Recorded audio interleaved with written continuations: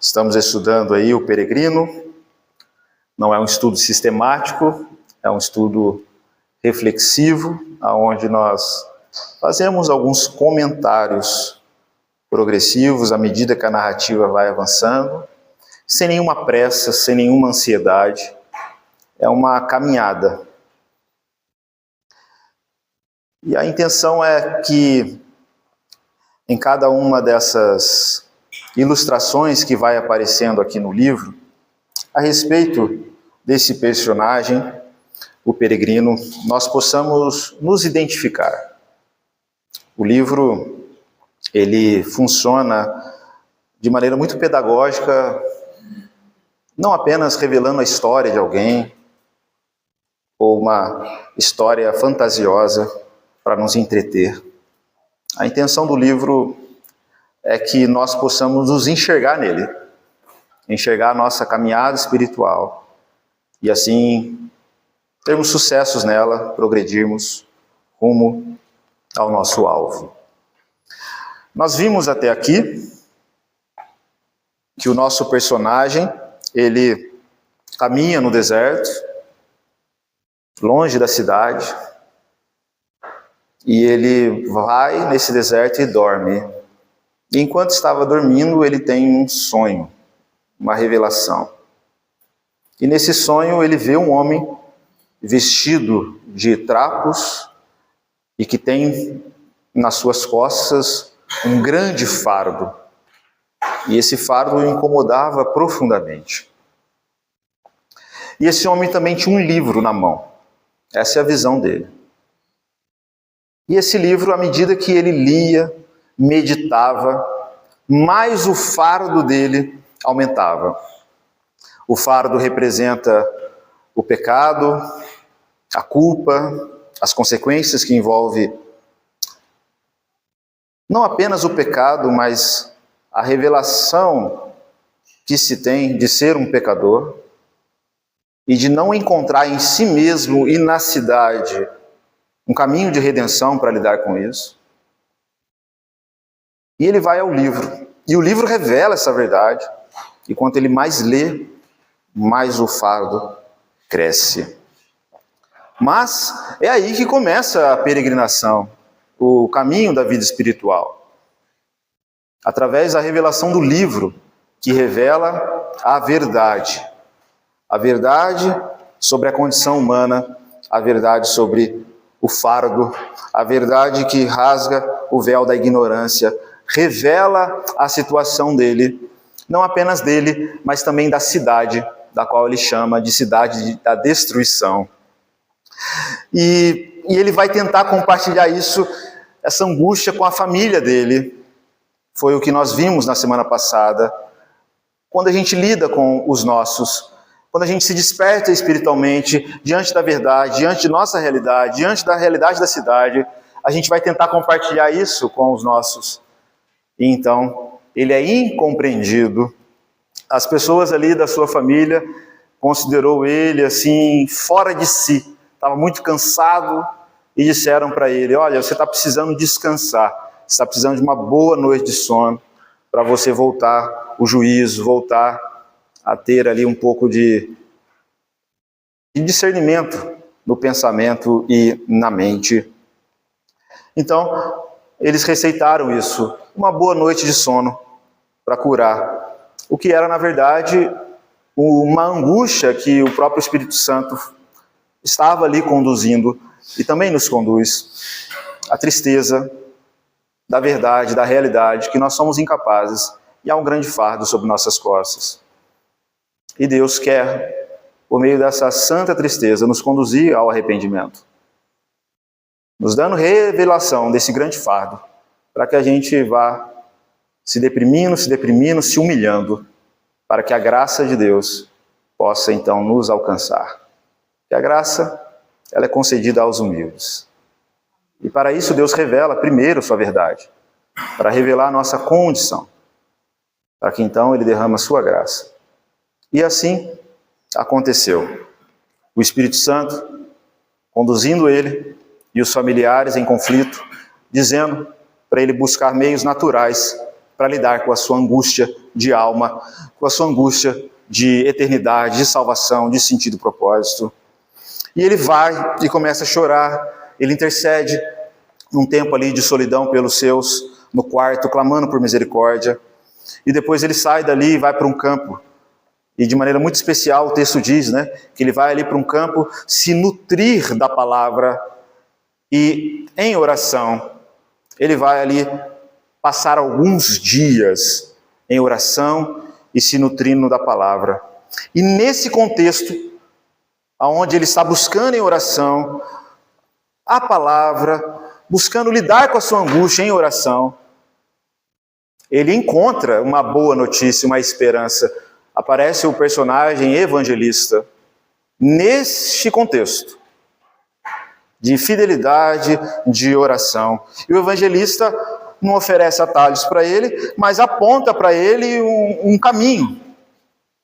Embora para ele não seja claro esse caminho, o evangelista fala sobre uma porta estreita, mas ele não consegue ver ainda essa porta estreita. Aí o evangelista fala para ele, olha, você está vendo uma luz? E ele fala, acredito que sim, acho que eu estou conseguindo ver. E o evangelista diz, então, mantenha os teus olhos naquela luz e vá em direção. Então você vai ver a porta, e quando você avistar ela e bater, lhe será dito o que fazer. Mantenha os teus olhos naquela luz. E assim terminou o nosso último encontro. Nesse livrinho verde, terminou aí no 17º parágrafo, página 19. Se você tem outro livro e não se identificou, por favor, peça ajuda, a gente tenta aí ajudar você depois, tá bom? Daqui a pouco a gente vai fazer a continuação da leitura. O original é página 23. Quase igual aí. Mas hoje nós vamos continuar. Nós vamos falar sobre a resistência do velho mundo ao chamado da graça, ou ao despertar espiritual. A resistência do velho mundo. Se você está nesse caminho de despertamento espiritual, você enfrentará a resistência. Isso é certo. Isso faz parte. Eu quero ler com os irmãos o texto de Hebreus. Hebreus 12.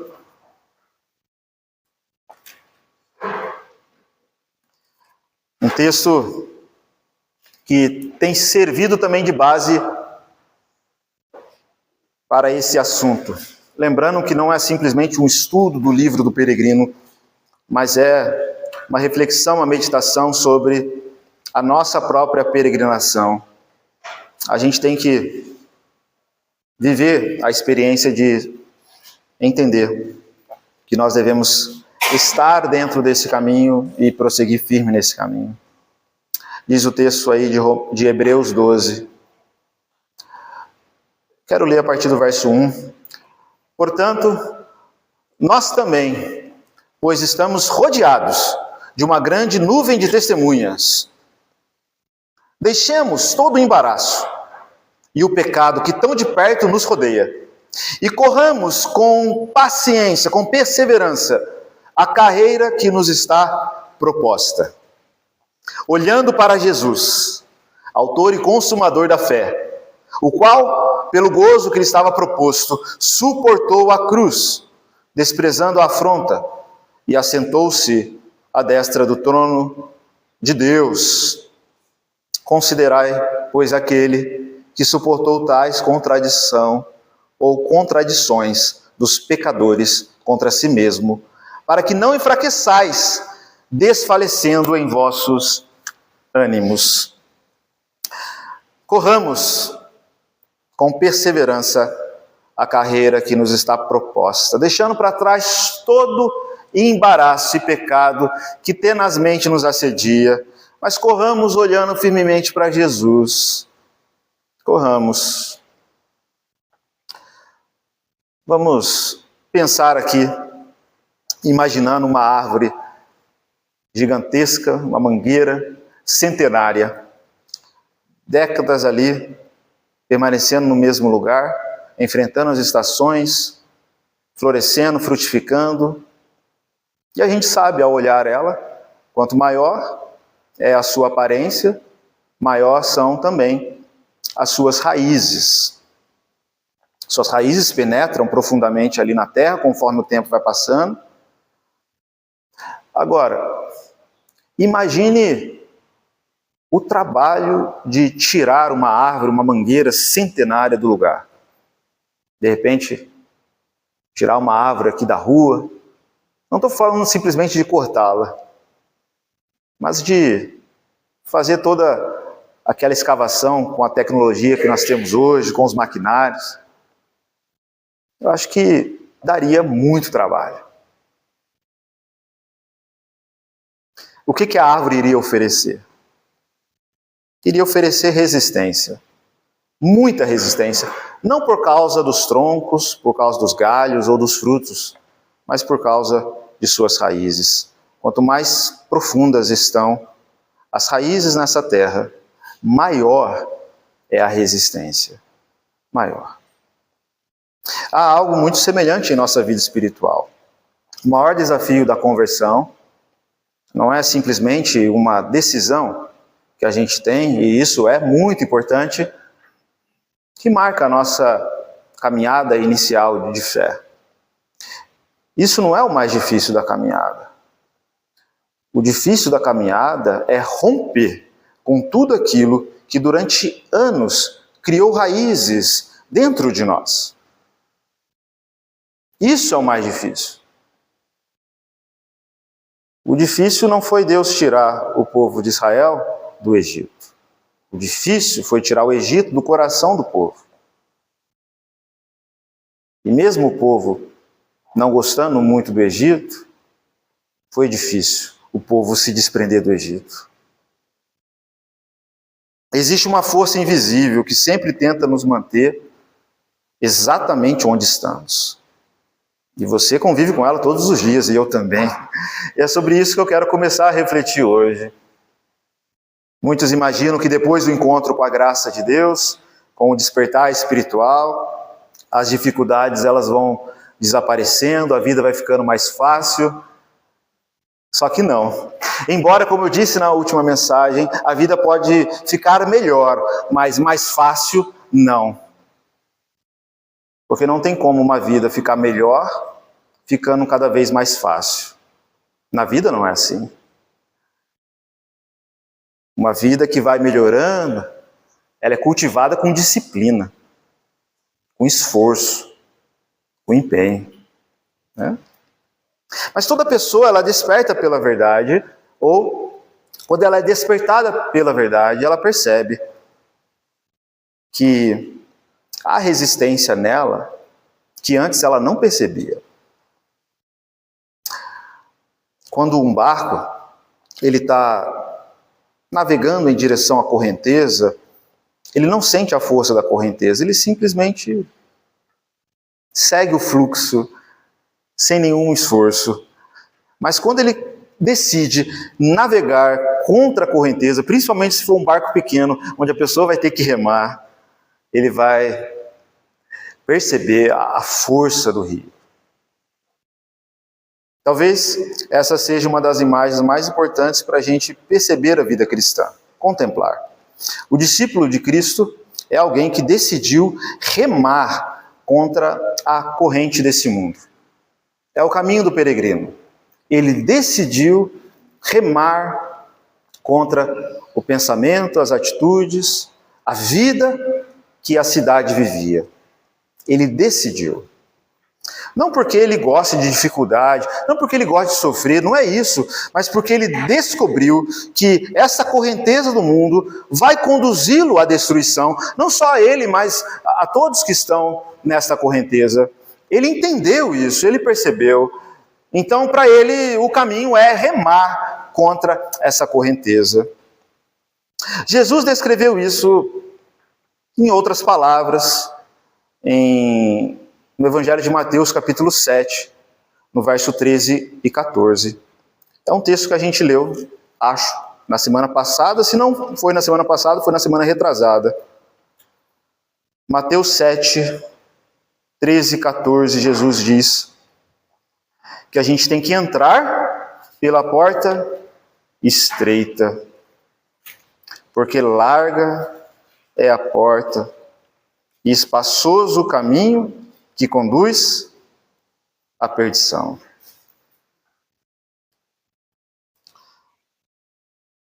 Mateus 7, 13 e 14.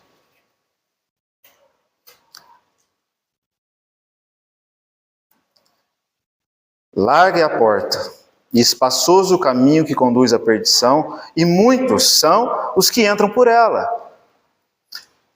Verso 14. E porque estreita é a porta, e apertado o caminho que leva à vida, e poucos é que a encontram. Apertado e estreito é o caminho da vida eterna, da Zoe, do caminho espiritual, da vida de plenitude, da vida abundante. Ele é estreito. Na versão, na tradução, né, no inglês, aparece assim, né, que difícil é o caminho, né, hard é o caminho que conduz à vida eterna. E fácil, easy, very easy, quem joga joguinho sabe, né, o very easy é quando tá tudo fácil. Estou pronunciando certo, professor? Muito fácil é o caminho que conduz à destruição. Difícil é o caminho da salvação. A porta, passar por essa porta e trilhar esse caminho. Ele é estreito, ele é apertado. Então existem dois caminhos, mas apenas um exige decisão.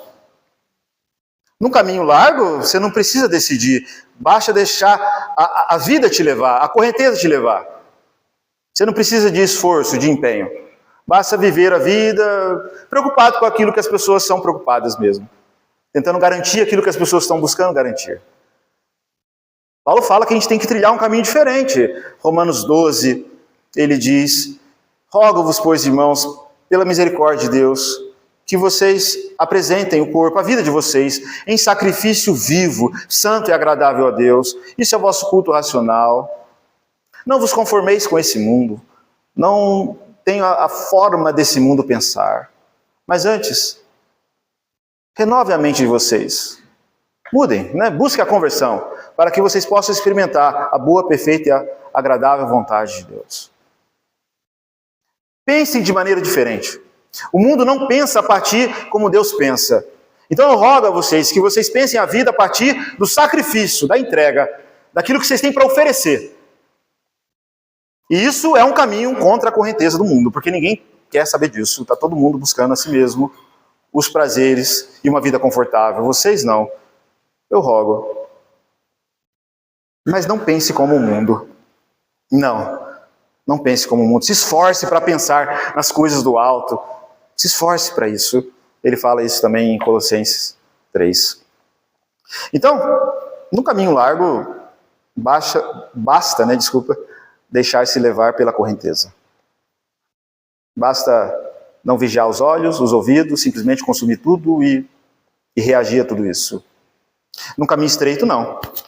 É preciso caminhar no caminho oposto, não se conformando com a forma de pensar desse mundo. É um caminho estreito, é um caminho diferente.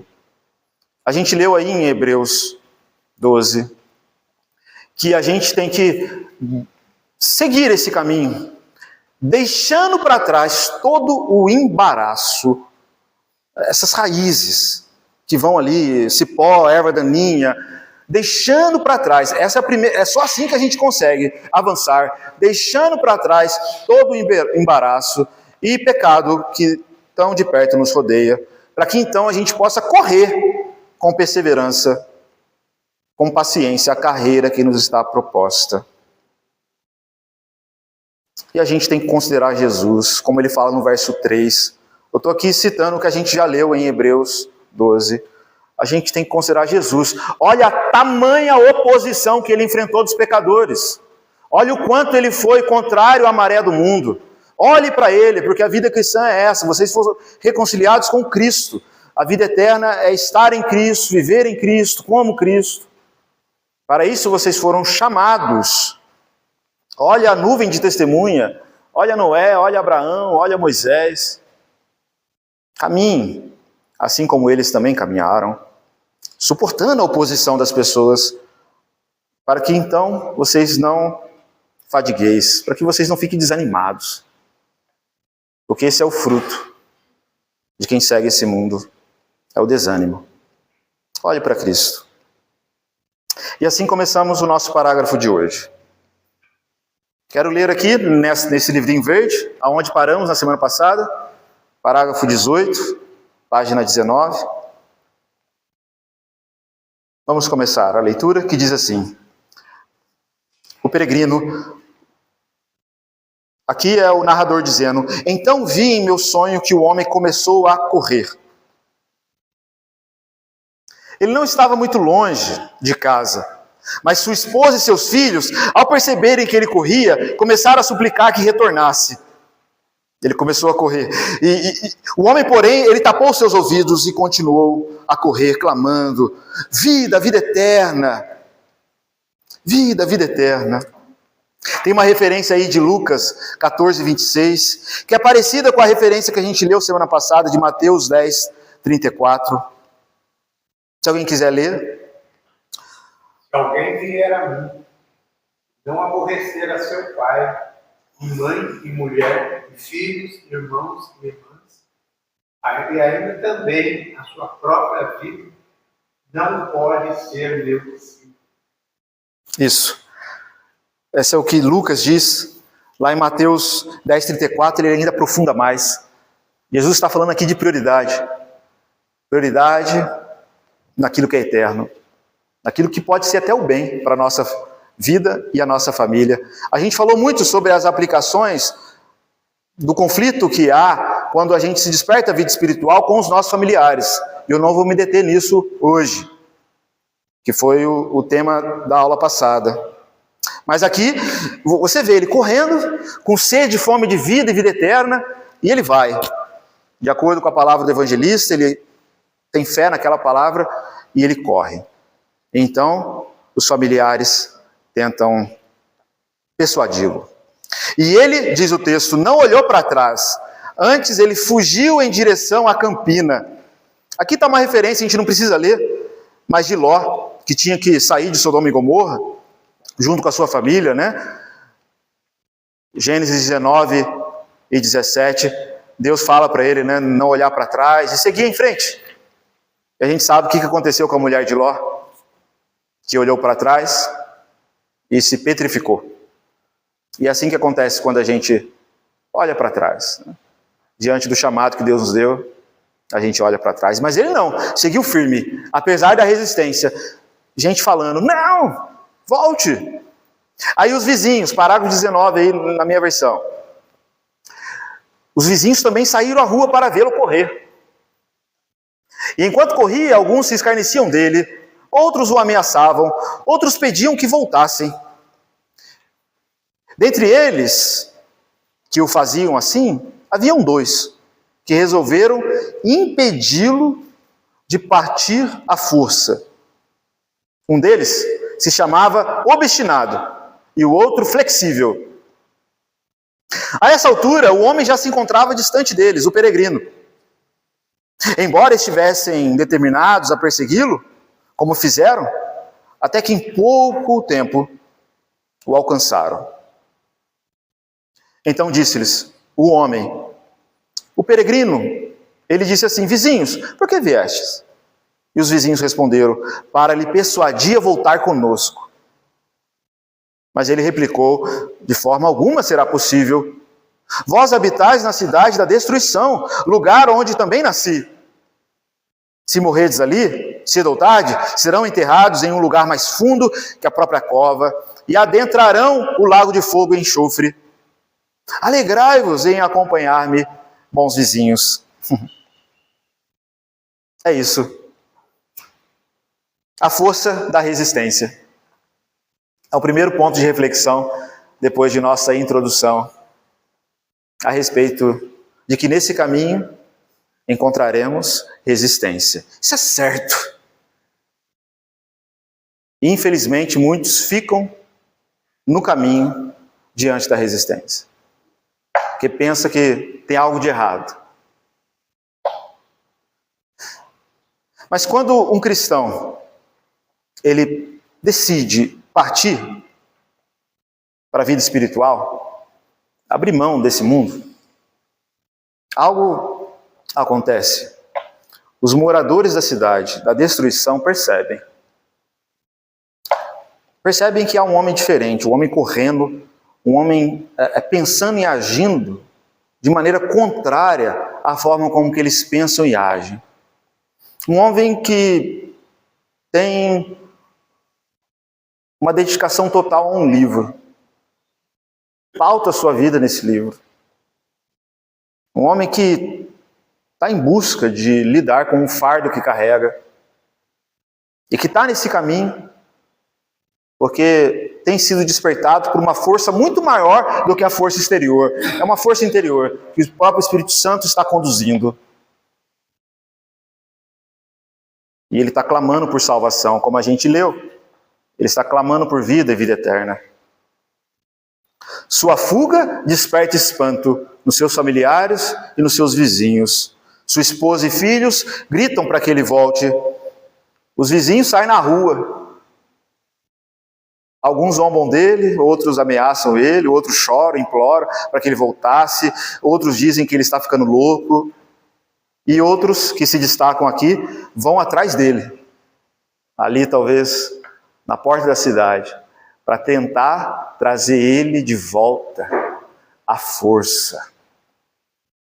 E é nesses dois personagens que nós iremos nos dedicar agora, o obstinado e o flexível. Falaremos hoje sobre o obstinado, que é um desses amigos, uma dessas resistências, que sim, é exterior, mas também é interior. O peregrino pergunta nesse caminho: olha, amigos, por que vocês vieram aqui? E eles responderam: a gente está aqui para te persuadir, te convencer a voltar conosco. Aí o peregrino, ele é firme, dizendo: de modo nenhum eu vou voltar, porque a cidade não há esperança para ela. Vocês moram na cidade da destruição, da perversão, a correnteza é ladeira abaixo. Mais cedo ou mais tarde, todos se afundarão num abismo. Todos. Essa é a fala dele. E John Bunyan, que é o autor do livro, ele escolhe esses nomes não por acaso. Obstinado e flexível. Revela muito, na linguagem simbólica, o caráter dessas pessoas. Mas o autor, ele quer que através desses nomes, ele quer que nós enxerguemos menos aquelas pessoas e mais a nós mesmos. Mas a resistência que há dentro de nós, até mesmo maior do que a resistência que há fora de nós. Todo mundo tem um obstinado aí dentro. Cheio de conversinha, de desculpa. E a gente vai refletir um pouco sobre isso. Do flexível também, mas vamos falar um pouco do obstinado. Mas tanto o obstinado quanto o flexível são resistência que tentam todos os dias nos impedir no progresso da vida espiritual. E pela graça de Deus, devemos com firmeza superá-las para que nos tornemos mais parecidos com Cristo. Para que avancemos mais na carreira que nos está proposta. São embaraços, como diz o autor de Hebreus. São embaraços que tentam ali nos sufocar. Sufocar a vida espiritual. São aquilo que Jesus fala na parábola do semeador. São pedras, são espinhos. Que vê a gente crescendo e já nos envenenam. Com as preocupações do mundo. E a resistência, que é próprio de todo aquele que quer buscar algo elevado na vida, a própria gravidade é uma resistência. mas ela aparece, ou melhor, você a percebe quando você começa a buscar as coisas do alto, as coisas elevadas. É assim que você percebe a resistência. Porque se você quisesse subir de patamar de consciência, mental, espiritual, ela aparece quando você decide lutar. Lutar contra o pecado, lutar contra a preguiça, lutar contra a inércia, lutar contra o egoísmo, lutar contra os instintos mais baixos. Ela aparece. Agora, se a pessoa ela não quer buscar as coisas do alto, se ela não quer buscar uma vida elevada, como dizia minha avó, para baixo, todo santo ajuda. É uma contradição, né? Mas para baixo, filho, o que mais tem a gente para te empurrar? Agora, se você decidir o caminho da piedade, da santidade, da verdade, da qual ele está em busca, por mais que seja difícil isso, para ele suportar e ainda mais compartilhar isso com os outros, haverá resistência. Haverá. Se você decidir restaurar um relacionamento quebrado, abandonar um vício que te escraviza há tantos anos, buscar uma vida mais sábia, mais inteligente, mais consciente, fazer algo em prol de pessoas necessitadas, algo altruísta, algo que envolve amor, desprendimento, simplesmente entrega, vai vir artilharia pesada, vai vir peso para todo lado, resistência para todo lado, de fora e de dentro. Vai vir as desculpinhas, o vitimismo, os pensamentos mais aleatórios. E se você não se ligar, você pode abraçar esses pensamentos e desistir. E eles vêm, e vêm com muita força. Mas a gente precisa enfrentar. Porque, segundo a providência de Deus, essas coisas que devem ser vistas como provações, elas são para nos fortalecer. É assim, usando um exemplo bem simples, quando você vai numa academia levantar peso, para quê? Para se fortalecer.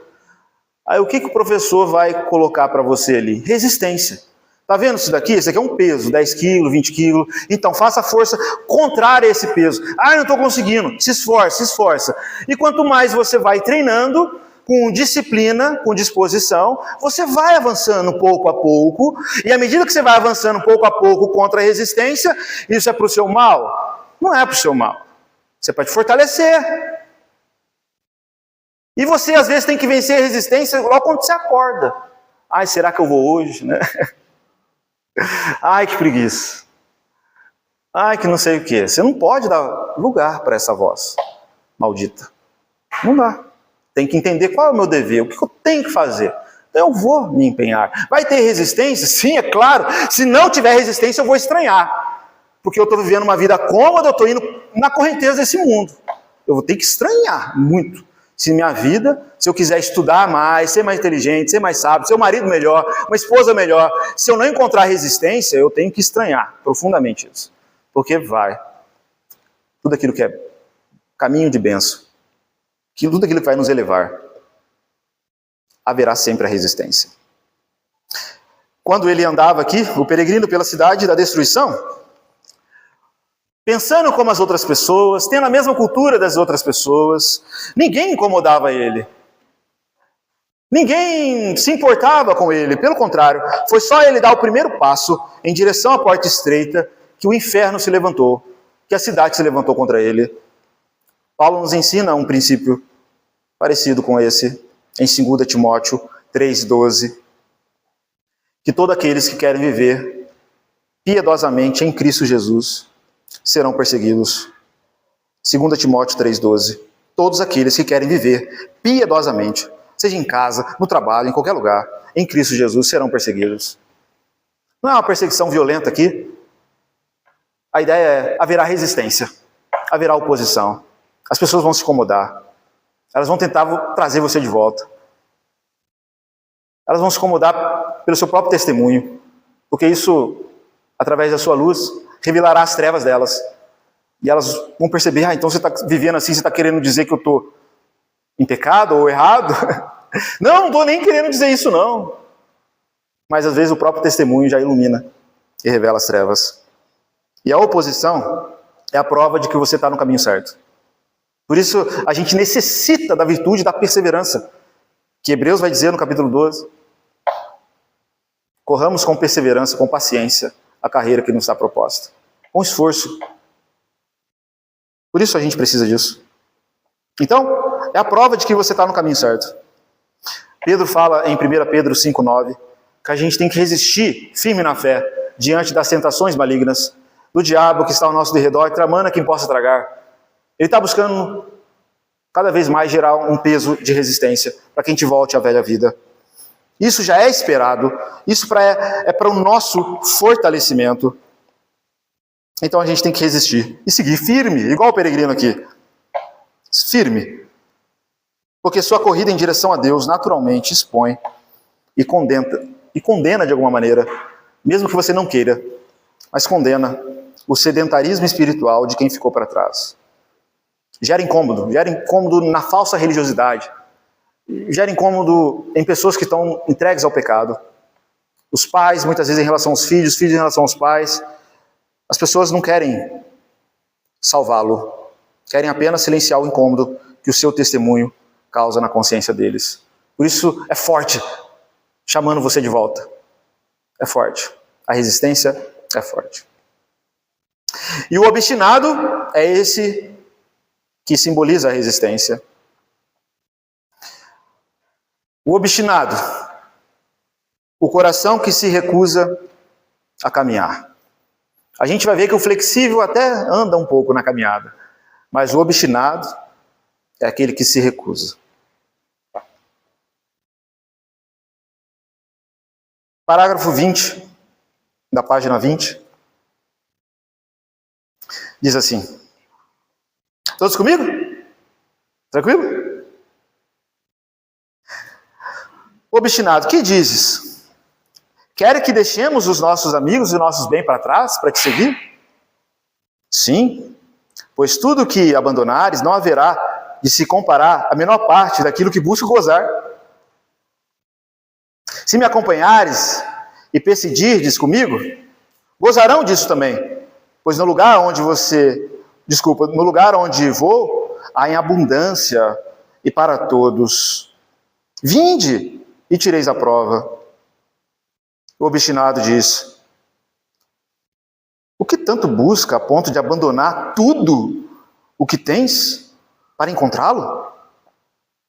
Cristão diz: busco uma herança incorruptível, sem mancha, que não perece. E está reservada nos céus, com segurança, a fim de ser outorgada no tempo oportuno àqueles que buscam com diligência. Se desejardes confirmação do que digo, leias em meu livro. Então, o obstinado pergunta, né? Que isso? Está querendo dizer que eu tenho que abandonar para encontrar isso? O que você busca? Olha, eu busco algo que não perece, uma herança incorruptível, incontaminada, reservada nos céus. Ele está citando aqui Pedro 1,4. Aonde Pedro, no verso 5 e 6, vai dizer que nos foi dado como herança e nós podemos viver pela fé.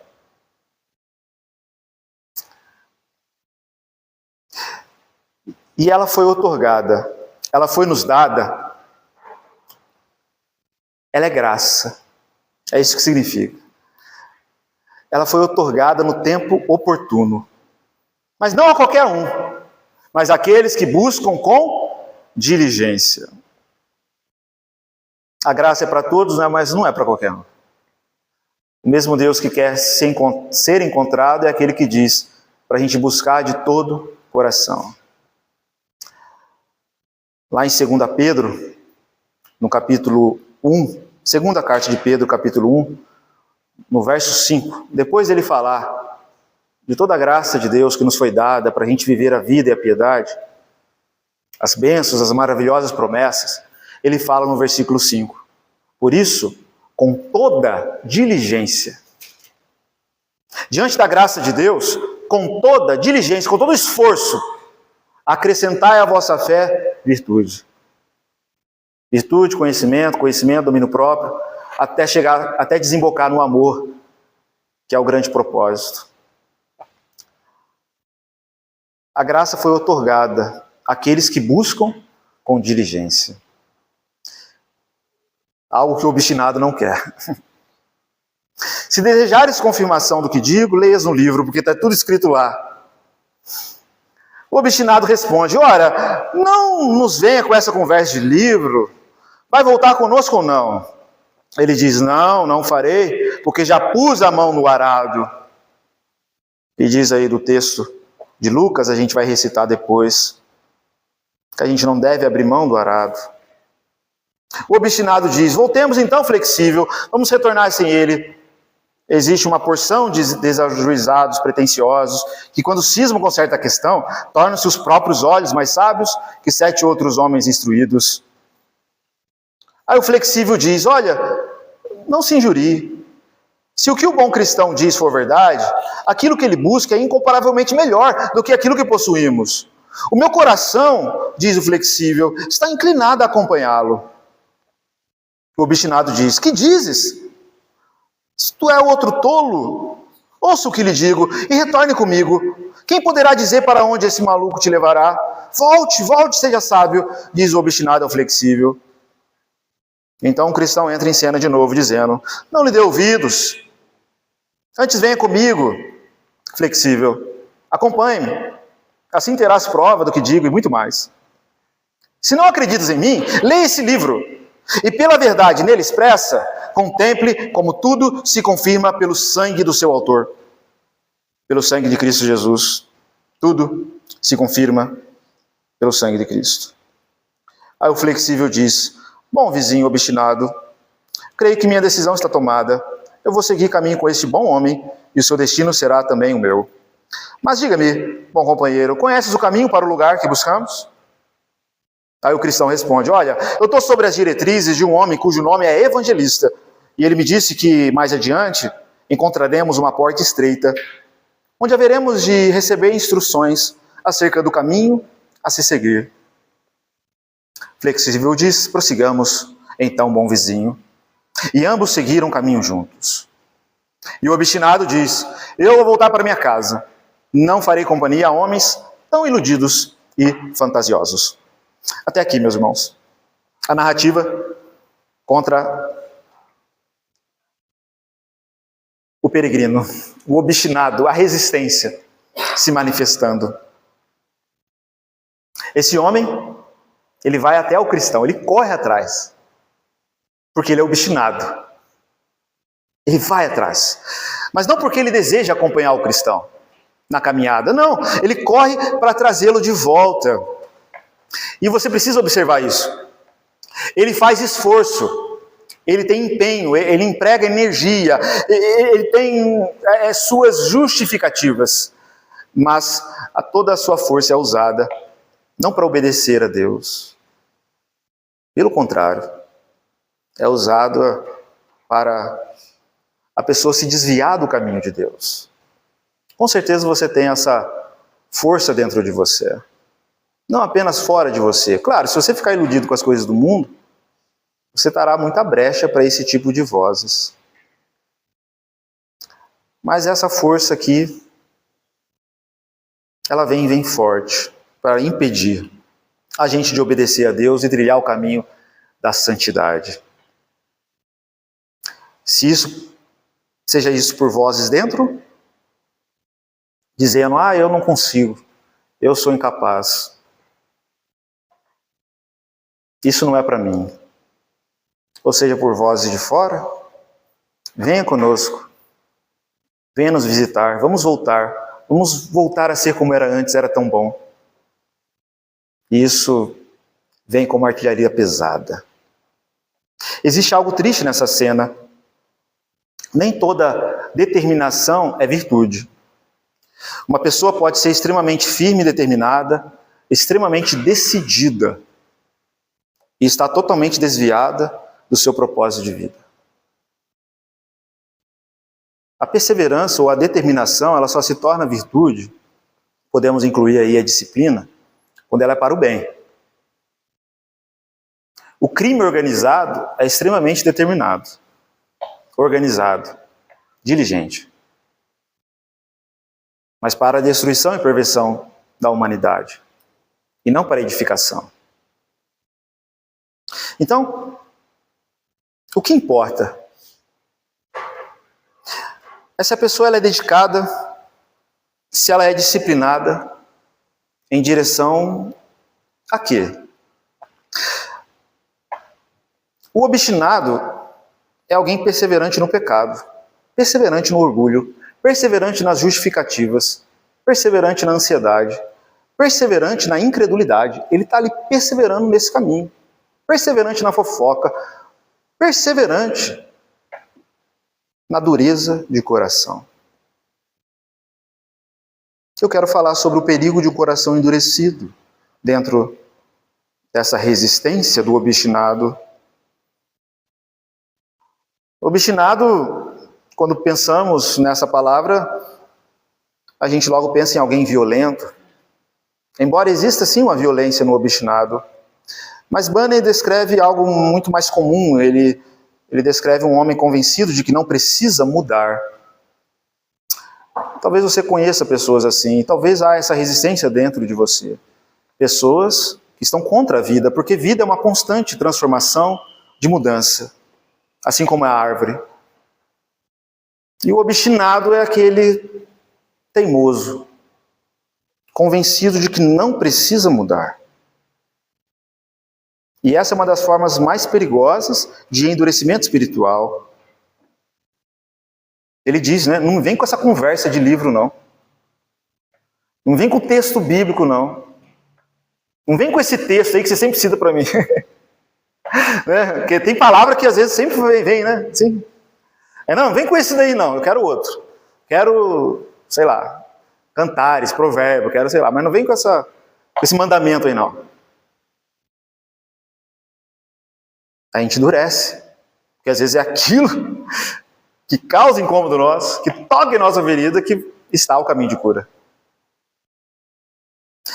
E esse endurecimento raramente acontece uma vez só. É um processo. Quando a gente vai primeiro deixando de ouvir a palavra de Deus, depois a gente passa a endurecer o nosso coração através de justificativas, como aconteceu no pecado da queda do homem. Não obedeceram, não ouviram, se justificaram. Aí mais tarde a gente se acostuma com uma vida de justificativa e desculpa. E finalmente a gente já nem consegue perceber. A gente se torna a expressão daquele pecado. É uma pessoa vitimista, é uma pessoa irritada, é uma pessoa assim. A pessoa é identificada nisso. Os ervas daninhas, o cipó, tudo ali sufocou a vida espiritual. Exatamente isso que aconteceu com Faraó. A cada chamada de Deus, a cada oportunidade, seu coração tornava-se mais e mais endurecido. Foi uma progressão ou uma regressão.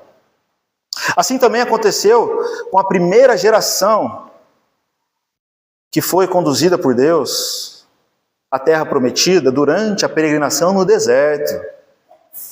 E eu queria ler com os irmãos o que o autor de Hebreus adverte os cristãos, a nós, lembrando dessa geração que endureceu o coração, que foi obstinada no deserto. Hebreus, capítulo 3.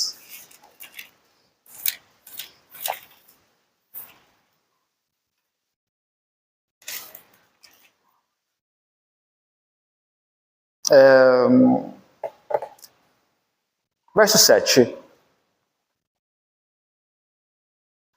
Ouça com atenção. Eu vou ler aqui mesmo no microfone para ficar alto e se atentem. Hebreus 3, 7. Portanto, diz o Espírito Santo: se ouvires hoje a sua voz, não endureçais o vosso coração, como na provação, no dia da tentação no deserto, onde os vossos pais me tentaram, me provaram e viram por 40 anos as minhas obras. Como eu disse, ele está falando da geração que endureceu o coração no deserto. a geração obstinada. Ele diz: por isso me indignei contra essa geração, e disse: estes sempre erram em seu coração, não conhecem os meus caminhos. Assim jurei na minha ira que não entrarão no meu repouso. Vede, irmãos, que nunca haja em qualquer um de vós um coração mau, infiel, para se apartar do Deus vivo. Antes, exortai-vos uns aos outros todos os dias, durante o tempo que se chama hoje. Não deixa para amanhã, hoje, para que nenhum de vós se endureça pelo engano do pecado, porque nos tornamos participantes de Cristo, se retivermos firmemente o princípio da nossa confissão ou da nossa confiança até ao fim. Amém. Mas eu queria destacar aqui, lendo esse contexto todo, o que ele fala no finalzinho do verso 13, o engano do pecado, que nenhum de vós se endureça pelo engano do pecado. O pecado nunca chega dizendo para nós mentiras claras, palavras de destruição clara. Não. Ele promete liberdade, salvação, prazer, felicidade, autonomia e depois entrega escravidão. O endurecimento acontece porque a gente continua acreditando nessas palavras, nessas promessas, que até fazem sentido, têm umas certas verdades, mas não condizem com a verdade. Jesus, quando foi tentado por Satanás, ouviu certas palavras verdadeiras. Milagre, transformar pedra em pão, você é filho de Deus, Deus dará ordem a seu respeito, para quando você estiver numa cilada, vai vir anjo para te proteger, né? Verdades. Mas o sentido daquilo é pervertido. É para que Jesus se voltasse a Ele mesmo, ao amor próprio. Porque todos vão te reconhecer, te valorizar. Já que é filho de Deus, por que não faz isso? Cuidado com o engano.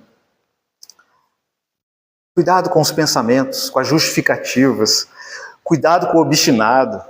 Justificativas que você vai falando, às vezes inventando, para manter a boa imagem de bom menino. Cuidado. Isso é veneno para a sua alma. Isso é obstinação. Imagine alguém que trabalha diariamente com... Eu ia falar com couro, né? Mas eu posso citar um exemplo da minha própria vida. Alguém que trabalha todos os dias com lixadeira pesada. Quando ela começa o trabalho dela, a mão está ali, macia, né? Sensível, limpinha. E machuca. Os primeiros dias já vem o calo, e aquilo dói bastante. Uma vez eu trabalhei como ajudante, né, numa serralheria, e deram para mim, assim, praticamente no mês de experiência, uma lixadeira para ficar lixando, e era lixadeira grande, né, lixando peça da alça, o dia inteiro, assim, e doía as costas, calo na mão, saía até sangue, né, o calo estourava. Por quê? Porque eu não estava adaptado, meu corpo não estava acostumado. O atrito provocava dor, aí a pele arrebentava. Mas, com o passar do tempo, ia formando calos. E aquela dor já não mais incomodava. Por causa dos calos, meu corpo se adaptou, eu me adaptei ao trabalho, e aquilo que antes era muito dolorido, já não incomodava mais. Algo semelhante acontece com a nossa consciência. No princípio, uma mentira incomoda. Um programa de TV incomoda, você vê assim, caramba, que coisa suja, parece que eu já recebi um monte de fezes aqui na minha face. Olha a intenção, olha que coisa horrorosa. Aí você vai deixando ligado. Daqui a pouco você acostuma com aquilo, já não incomoda tanto. No início incomoda as coisas, os vícios. Assim é o nosso corpo, né? Aquele alimento extremamente, seja gorduroso ou doce, que nos faz mal. Coisa ruim, né? Mas em 2 dias, 3 dias, o corpo já acostuma. Aí daqui a pouco você já está, nossa, eu quero aquilo. Aquilo passa a ser parte da nossa vida. Por isso a Escritura insiste para a gente, olha, tenha vigilância. Não precisa andar como uma pessoa desconfiada, mas tenha coração sensível com relação ao pecado, porque se você não cuidar dele, você vai endurecer o seu coração. E a gente tem que se perguntar, em que área da minha vida em que eu deixei de ser sensível à voz de Deus? Em que eu endureci? Ele falou claramente comigo e eu não liguei. Não me venha com esse livro aqui. Não me venha dizer o que eu tenho que fazer na minha rotina. Não me venha me querer forçar para mudar os meus hábitos. Será? Ou a gente se justificou? Se justificou da própria fraqueza. Porque o que tem de crente que se justifica da própria fraqueza, a gente é fraco, a gente não consegue. Só Jesus. Cuidado. Isso é o obstinado.